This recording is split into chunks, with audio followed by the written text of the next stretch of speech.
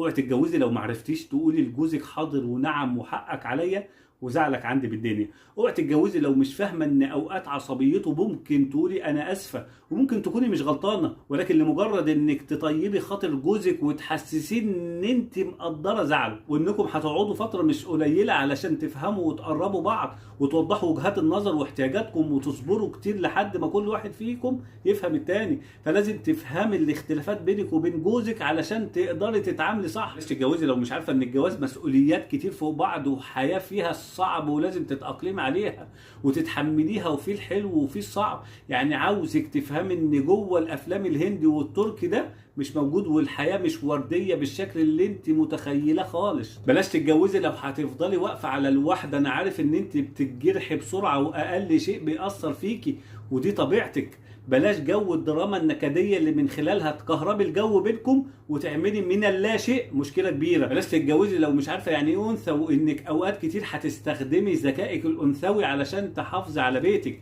الكلمه الحلوه والطبطبه واسفه وحقك عليا وايوه عندك حق بتمشي المركب وبتعدي مواقف كتيره. لولا احتوائك للامور كانت المركب غرقت. الزواج محتاج صبر وتحمل وتأقلم علشان تلاقي بيت طيب وهادي، غير كده المركب هتاخدكم وتغرق.